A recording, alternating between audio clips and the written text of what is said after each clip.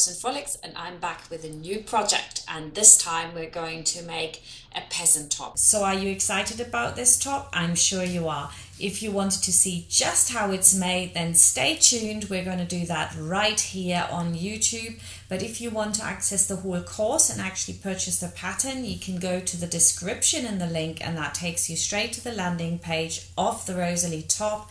And we have set up a really fantastic course for you where you can learn all the little tricks, and it's a little bit more detailed. It tells you how to cut out, all about the pattern, and all the little tips and extra bonus materials. But here we're just going to get started, and I'm going to show you how to make the Rosalie top. The Rosalie comes for ladies and for little kids, so you can make it for yourself. I'm wearing one myself here, or you can make it for your kid. And the example is this one here. This is exactly the one also that I'm showing you in the video. It has got quite a lot of options, but it's very, very simple to make. And as you can see from what I'm wearing here, you can use a woven fabric. In my case, I've used a chiffon, and you can use a very nice jersey for the rest of the top. Before we get into the in and outs, I want to show you just a few examples. I've made it here again in blue. This is the same as my own one, and I think that is absolutely tremendously cute. At the back we've got just an overlocked and turned in edge, the same on the underarm, so dead simple to make. And of course you can vary it. On this one, for example, I've just put a little trim at the hem. Very, very easy to do. Just a little bit of hemming here and then a recessed seam, and I shall show you how that works in the course.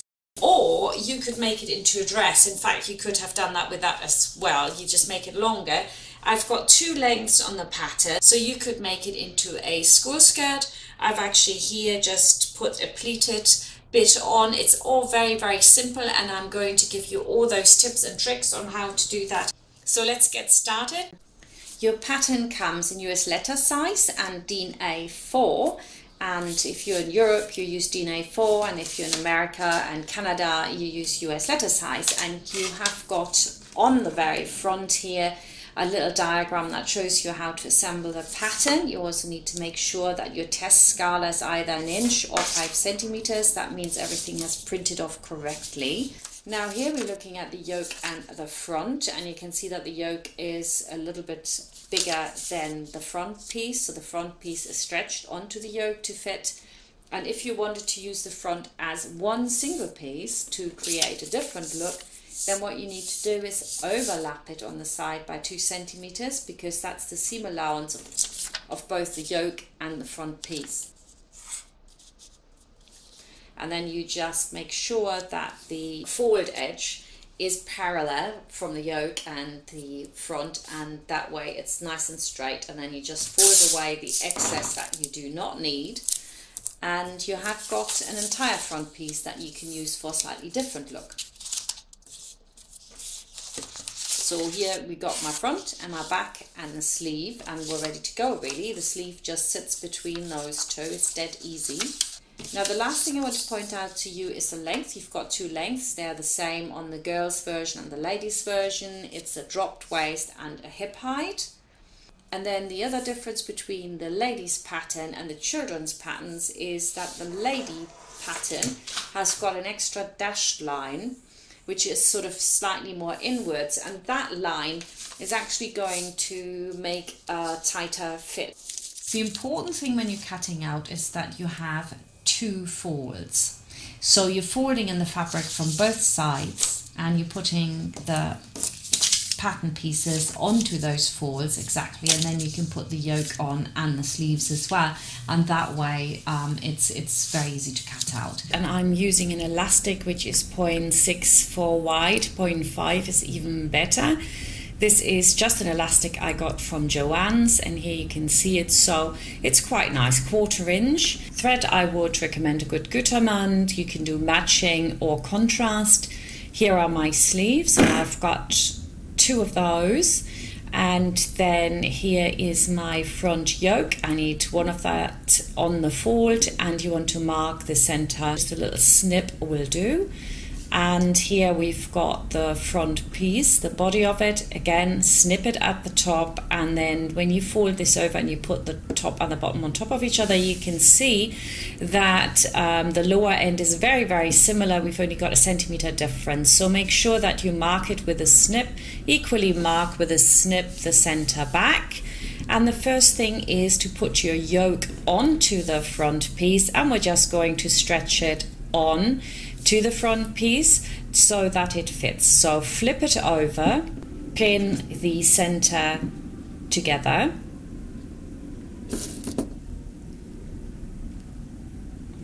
then you also want to put one pin on the left side, and that's the amount of stretch you get, so it's not an awful lot. Some of you might want to do something different. You could always gather the yoke a tiny bit just in the center and then sew it to the jersey. That is also possible, whichever way you prefer. Stitch it with a 1 centimeter seam allowance all the way across. Make sure that the edges line up and stretch it ever so slightly, of course, while you go, to make sure that the yoke fits on.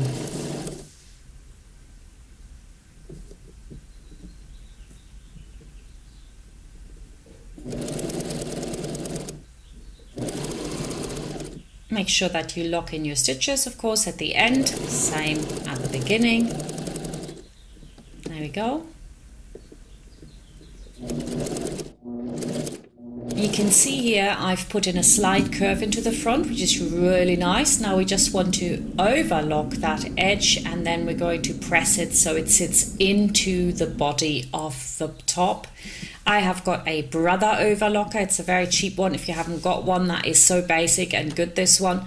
Make sure that you always have the side facing up, which is the side that's going to be visible, and because we're going to iron it into the body of the top, you want to have the yoke facing up when you do your overlocking. Pull from the back, never pull from the front. On my machine, the straight stitch of any overlocking would make it too tight otherwise. Then we're going to iron it down into the body. Beautiful. You might want to give it another press from the top.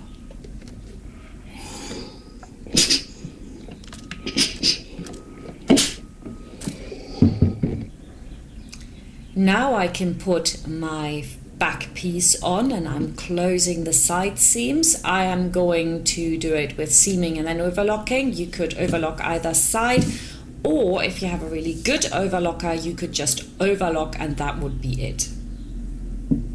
Just bear in mind that if you just overlock this together and do not seam it, that it actually will make the top a slight bit bigger. So you might want to cut a little bit off as you go down with your overlocker. I'm just going to pin my seam together and sew it as per usual. 1 centimeter seam allowance. Hold it at the end really, and then line up the edges.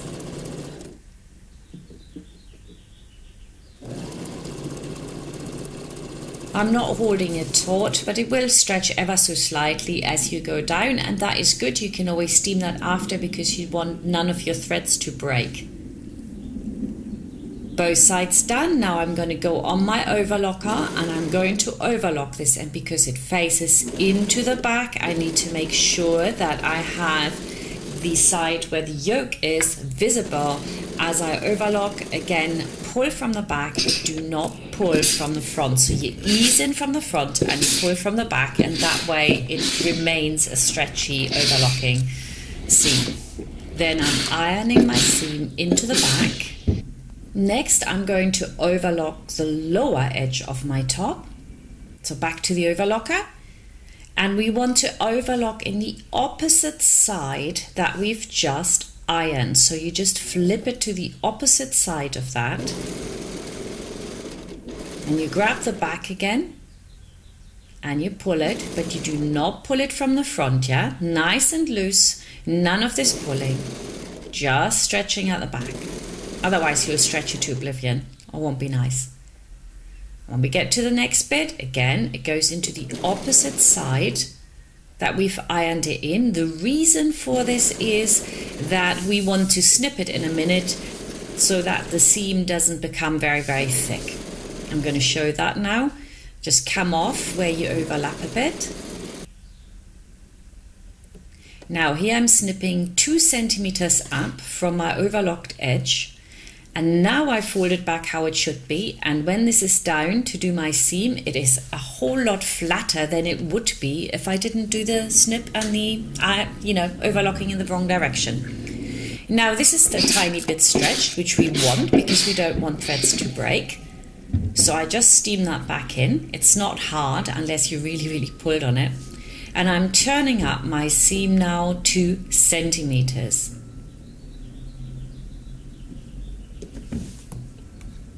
And press it all the way along.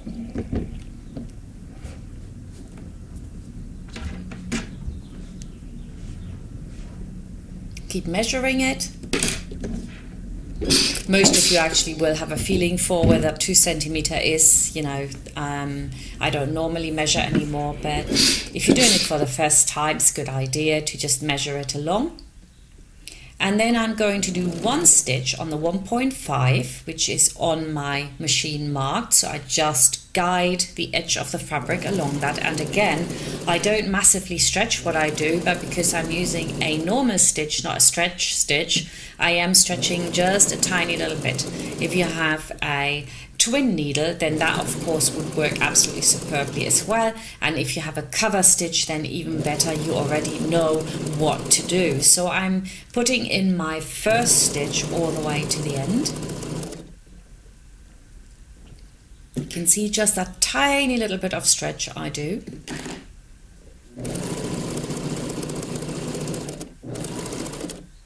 And then I turn my top and I work from the other side, and this time I just line it up in my case with a little red mark, so fairly close together, just like a twin needle would be, so I get that twin needle cover stitch effect without having to have a cover stitch or putting in my twin needle. I actually am just too lazy to do that. I don't like rethreading my machine, putting things in and out. I just think it's way quicker, for me at least, to do it like that. If I had a cover stitch, of course I would choose that. One day, my friends, one day. All the way to the end, lock in your stitches. I always count. And this will have stretched a little bit as well, so it's quite important that we now steam that bit back in.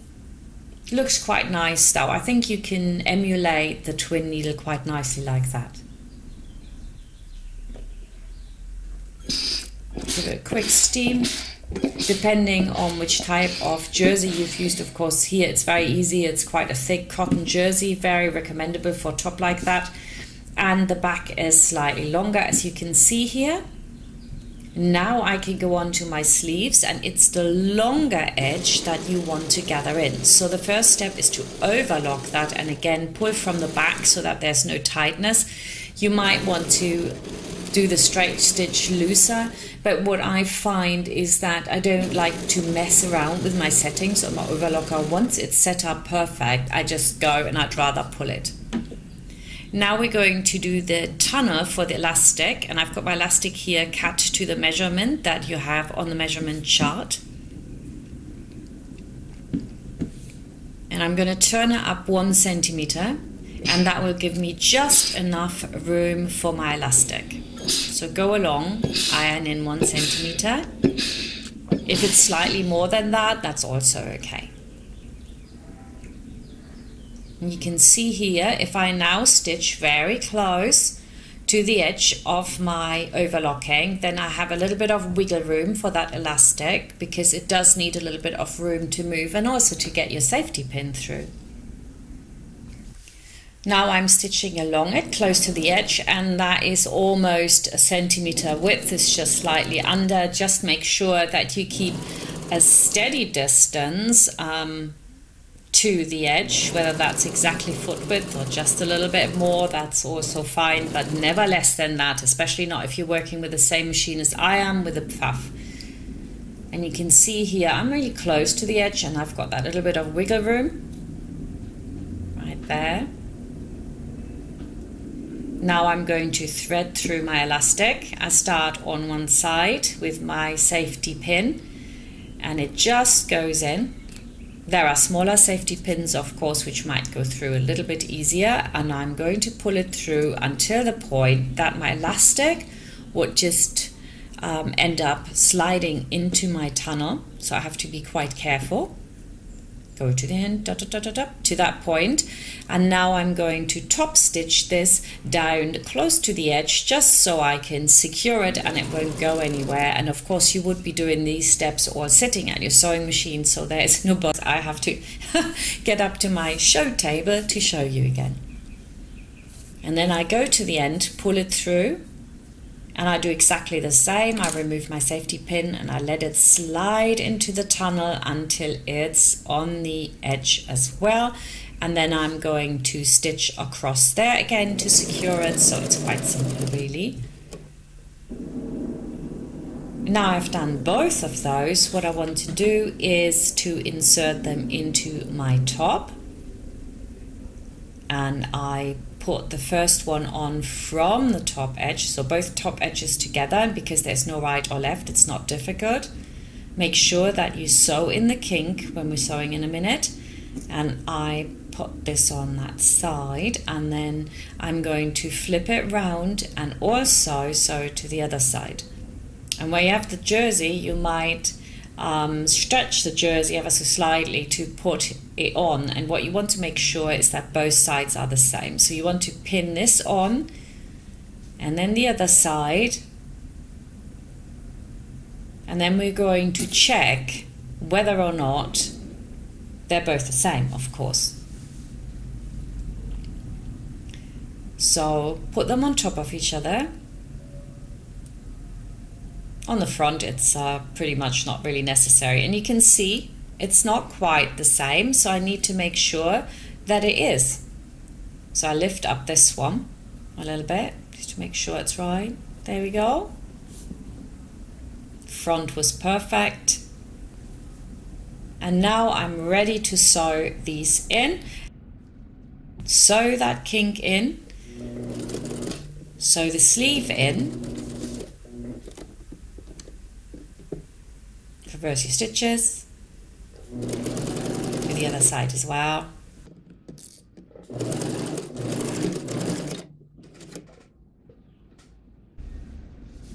Now we're ready to overlock the armhole, so you want to go all the way around here. And again, I've got the side up that I want to see, so it's the side with the sleeve. That needs to be visible. Make sure you don't fold over your seam allowances. Make sure you don't fold over your seam allowances.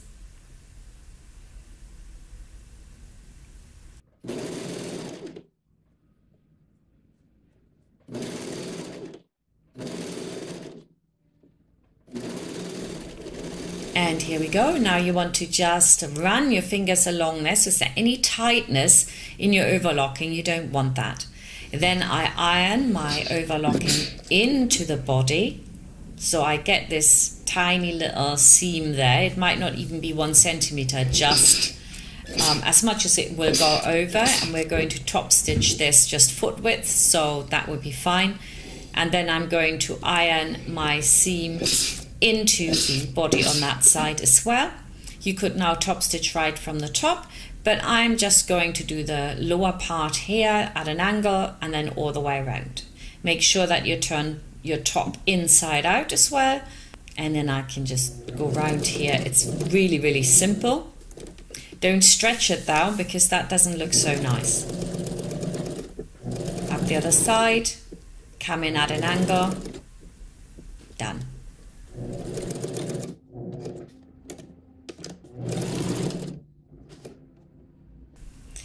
Overlock the top.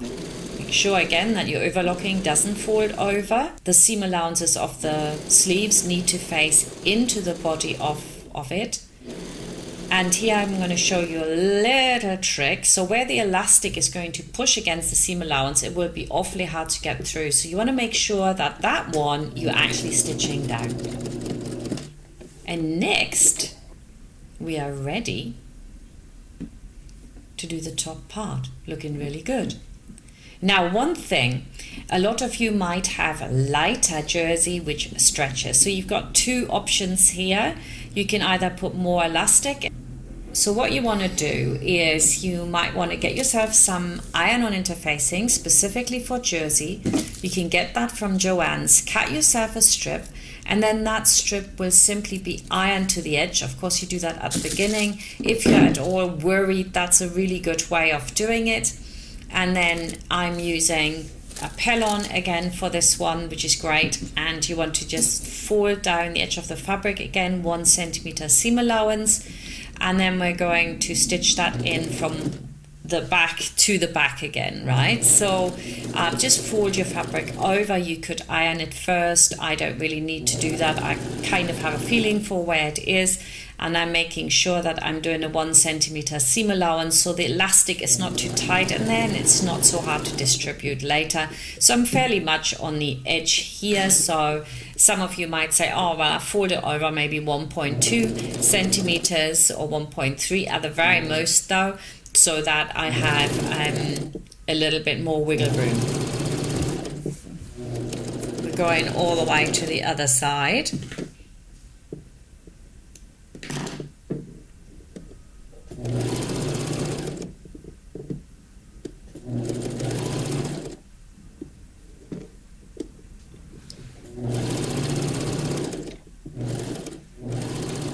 Just go to the back, and then I want to also insert my elastic the same way as ever onto your safety pin, and I'm going in one end. And because this tunnel is so small, you'd really have the benefit now of having stitched down the seam allowance that here comes on this side, where it would have been just facing right into you, and if you get caught in that, it's very difficult. I've had situations where I've actually had to unpick just to get over the seam. I don't know about you. So if you've stitched that down for a small tunnel, then that can't happen, and that is so much better. So you work your way through to the other side. You basically do the same as what you did for the sleeve. As soon as it's very close to slipping into the tunnel, you will secure it. Then we work our way through to the other side. There it goes. Make sure that you stitch that in the ditch in first before you continue on, so you don't have to do it twice. And now I've put my elastic through and sewn it in on both sides. What you want to now do is distribute your gathers, and we want slightly less gathers in the front and more over the sleeve. You also want to check that your sleeve is actually the right width. You don't just want to say, okay, that's fine like that, because they probably won't be. So you can see here that I had to adjust a little bit to make it just right. You can even put it on your kid and just push it on her and see what suits best. You know, do you want a little bit more gather in the front? Do you want less? I prefer less, of course. And now once I've found that and they're both the same, I stitch in the ditch here where the seam is, so that the elastic can't go anywhere, and then it'll always stay the same. So I do that both sides, and then I can, you know, wiggle it a bit in there and stretch it. And there you go, that's done. All I have to do now is the back. It's beautiful, actually, really cute. Pick up your back, and you might pin it or you might not want to pin it, and just turn it down. And like I said, you know, if you have trouble with this and it stretches too much, you can put the violin in, or we could cut the elastic longer, and there's a separate video for that. If it's not up yet for you testers, it will be up at some stage, so that you can see how you can do that slightly differently as well. I personally quite like it like that. It's very quick and easy. Just stitch it down, a tiny bit of stretch maybe, but it just stretches on its own, so you might not want to do that. Secure your stitches, and again, you can already see mine has stretched without stretching it, so I'm going to steam that little bit back in. The slimmer or the finer the fabric is, the harder this gets, and the easier it will be if you had, for example, just had longer elastic and not gathered the back, but put it in so it can stretch, so it remains the same length that it needs to be. Ta-da! Well done, you are done. Big pat on the back. You've made a super cute summer top, and I hope you are back with another course from Frocks Frolics soon. Bye for now.